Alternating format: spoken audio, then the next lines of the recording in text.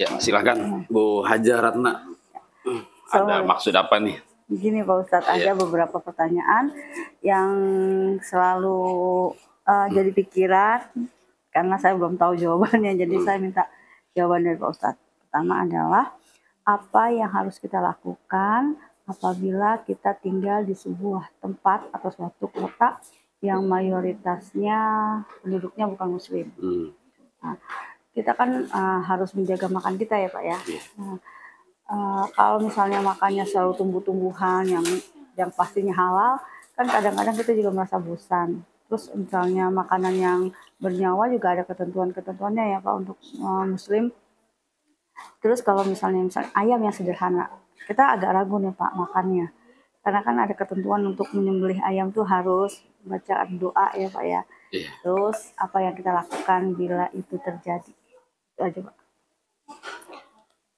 Baik, Bismillahirrahmanirrahim. Berkaitan dengan sikap kita sebagai muslim manakala berada di suatu negeri yang mayoritas non-Islam ya. Para ulama membagi hal ini kepada dua keadaan dalam menyikapi yang disebut dengan non-Islam. Yang pertama, non-Islam itu masuk ke dalam kategori ahlul kitab, di antaranya Yahudi dan Nasrani. Yang ketiganya bukan ahlul kitab, maka yang Yahudi Nasrani disebutnya adalah agama samawi. Nah, yang lainnya disebut agama al-ardi. Nah, berkaitan dengan agama samawi ini, Yahudi dan Nasrani. Nah, di dalam Al-Quran itu diizinkan untuk memakan hewan sembelihannya. Diizinkan. Tetapi yang non-Islam selain Yahudi Nasrani, selain ahlul kitab itu tidak diizinkan. Maksudnya bagaimana Pak? Ayam misalnya atau kambing yang disembelih oleh mereka itu halal kita makan, terutama saat Natal mereka mengadakan kegiatan makan bersama gitu ya. Nah, manakala hewannya hewan yang halal dimakan. Nah, berbeda dengan haramnya itu bukan berkaitan dengan cara nyembelih, bukan. Ya, kalau itu udah otomatis haram, misalnya babi itu haram. Nah, berkaitan dengan tadi, kalau non-muslimnya adalah Yahudi dan Nasrani, mayoritasnya, kita masih diizinkan untuk memakan hewan sembelihannya. Itu ada jelas dalam surat Al-Maidah ayat 5 di sana. Kata Allah, Al-yawma uhilla lakumut thayyibat wa ta'amul ladina utul kitab hilul lakum wa ta'amukum hilul lahun, begitu kurang lebih ayatnya. Itu halal dihalalkan pada hari itu, kata Allah, itu makanan yang disembelih oleh mereka. Nah, kembali kepada konteks yang non-Islamnya adalah selain Yahudi Nasrani, komunis terutama ya, komunis itu diharamkan kita makan sembelihannya. Nah, bagaimana jika kita ragu ini sebetulnya non-muslim yang mana gitu ya. Nah, kalau mayoritas muslim, non-muslimnya adalah selain Yahudi Nasrani, maka kita sebaiknya hindari makanan itu. Tapi kalau ragunya ragu di hal najis ya dari manapun jelas-jelas sudah terbuka itu ya tidak boleh ya. Kita hindari itu. Tapi asal mula sesuatu yang tidak tahu itu halal. Sesuatu yang asal mulanya tidak tahu kita dihukumi halal. Misal kita dapat kiriman makanan. Ini makanan ini halal apa haram ya? Karena kita nggak tahu, asal mula dari semua makanan itu halal. Kita nggak perlu nyari tahu, kita tidak wajib nyari tahu, tapi kalau mau nyari tahu juga nggak apa-apa. Begitu. Jadi konteksnya dalam hal ini, bila kita berada di negara non-Islam, kita ingin makan makanan mereka, tadi ada kalimat bosen lah, inilah itu, pengen ayam, pengen daging gitu ya. Nah, udah, insya Allah dengan dalil tadi satu cukup ya. Nabi mengizinkan, Allah mengizinkan makanan sembelihan mereka halal. Tapi dengan pengecualian makanan itu memang benar-benar memang boleh untuk muslim, kayak misalnya babi memang nggak boleh. Iya, kalau babi gitu, bukan karena sembelihannya, memang karena jenisnya jenis memang tidak boleh. Anjing, babi, misalnya gini, tambah lagi Pak, ada makanan yang tahulah yang masak adalah non muslim yang ahli kitab. Tapi dipakai hal-hal yang tidak kita boleh pakai, misalnya darah ya Pak ya. Kan ada tuh ya masakan yang jenis-jenis seperti itu. Dia pakai juga darah. Gimana Pak? Iya, kalau kita tahu nggak boleh, haram. Jadi kan yang najis itu haram.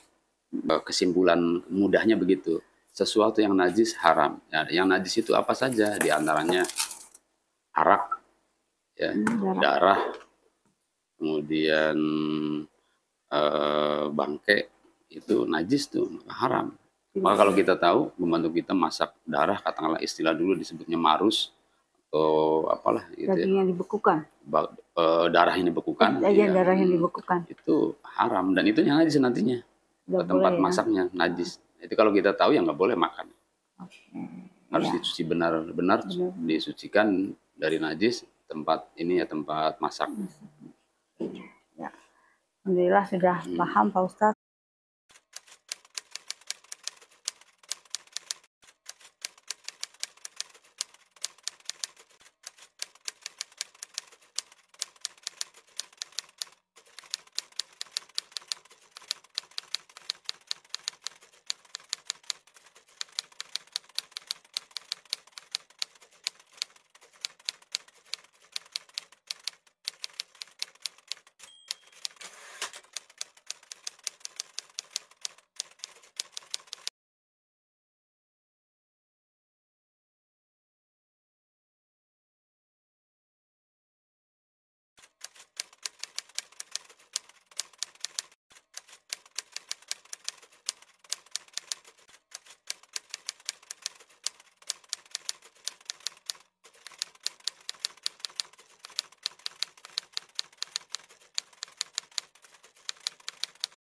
Satu lagi pertanyaannya, tapi agak jauh melenceng dari makanan tadi. Iya, ini tentang doa. Katanya kalau orang anak yang berdoa untuk orang tua itu bagus sekali ya Pak ya. Apa halnya tidak terputus adalah doa dari anak yang soleh gitu ya Pak ya. Tapi gini, banyak sekali atau kasihan sekali orang yang tidak punya anak. Tidak punya anak, baik dia memang tidak mau menikah atau dia menikah tapi tidak punya anak, berarti tidak ada doa dari anaknya. Gitu. Menurut pandangan Islam atau menurut Ustadz bagaimana sih? Seperti itu. Itu berangkat dari sebuah hadis yang berbunyi begini. Idza mata ibnu Adam in qata'a amaluhu. Manakala anak Adam meninggal maka terputuslah amalnya gitu. Illa min salasin, kecuali tiga hal. Sodakotin jariyah, satu sodako jariyah yang disebut dengan wakaf. Kemudian aw ilmin yuntafa'u bih, ilmu yang bermanfaat. Nah, yang ketiganya adalah awaladin solihin yad'ulah, yaitu doa anak soleh ya, anak soleh yang mendoakan. Nah, syukur bisa punya tiga-tiganya sebagai investasi kita untuk akhirat. Kalaupun tidak bisa, tadi yang ditanyakan, karena masih pengen kurang dua sudah dimiliki, tapi satu lagi nih gitu ya. Iya. Nah, jangan cemas, jangan sedih bagi mereka yang tidak punya anak kandung, karena ternyata bunyi hadisnya awaladin solihin di sana. Penekanannya. Bukan, bunyinya awaladin solihin. Jadi begini, dalam bahasa Arab tuh ada yang disebut walad, ada yang disebut ibnun. Itu dua-duanya maknanya anak tuh. Walad anak, ibnun anak. Nah, ternyata menurut para pakar, terutama seorang ulama pakar tafsir yang bernama Imam Suyuti ya, Imam Suyuti dalam kitab Al-Hawi-nya, beliau mengatakan dan berpendapat bahwa yang dimaksud walad ini adalah anak siapa saja yang kita asuh. Itu anak didik lah, anak murid, anak ponakan yang kita rawat, kita asuh, kita besarkan. Itu disebutnya walad. Sementara ibnun ini anak kandung. Makanya bin pakainya, bin itu anak kandung. Ya. Perbedaan makna dari iya jadinya. Makanya hadis itu bunyinya awaladin solihin. Jadi kita nggak usah khawatir karena nggak punya anak kandung, karena di sana bunyinya awaladin solihin, bukan yang dipakai pilihan katanya. Betul, pilihan katanya. Sehingga Nabi tidak menggunakan kata ini nih, kata ibnun, tapi walad. Nah itu disitulah ulama ini punya pandangan, sehingga saya cenderung ingin menyampaikan sesering mungkin, sehingga mereka yang tidak punya anak jangan pesimis ya, untuk meraih doa-doa mereka, anak ponakan, anak murid, anak siapapun yang kita rawat, kita asuh, itu akan menjadi anak soleh kita. Yang kedua, tidak harus anak sebetulnya, siapapun Yang mendoakan. Siapapun yang mendoakan itu sampai. Misal begini, ya Allah ampuni Bu Hajaratna, saya bukan anaknya, saya bukan waladnya, saya bukan ibnunya. Siapapun yang mendoakan itu sampai. Karena Allah ajarkan dalam surat Al-Hasyr itu berbunyi begini. Rabbana ighfir lana wa li ikhwanina alladzina sabaquna bil iman wa la taj'al fi qulubina ghillan lil ladzina amanu rabbana innaka ra'ufur rahim. Allah ngajarin doa begitu. Ya Allah ampuni kami dan ampuni orang-orang yang telah mendahului kami dengan iman. Artinya saudara kita, tetangga kita, seiman. Itu dengan dalil ayat itu Allah mengajarkan bahwa doa kita bukan siapa-siapanya mereka, selama akidahnya sama itu sampai. Begitu ya. Jadi sekali lagi nggak usah khawatir, nggak usah pesimis, tetap optimis. Doa itu dari mana saja. Yang penting cara kita menanamnya. Kalau kita ingin banyak didoakan ya sering mendoakan. Iya, begitu ya. Begitu aja ininya hukum alamnya.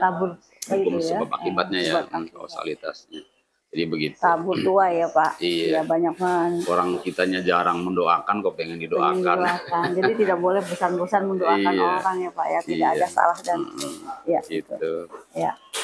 Terima kasih Pak Ustadz. Alhamdulillah jadi mengerti, ya menambah wawasan. Terima kasih Pak Ustadz. Ya, Assalamualaikum warahmatullahi wabarakatuh. Amin. Insyaallah. Amin.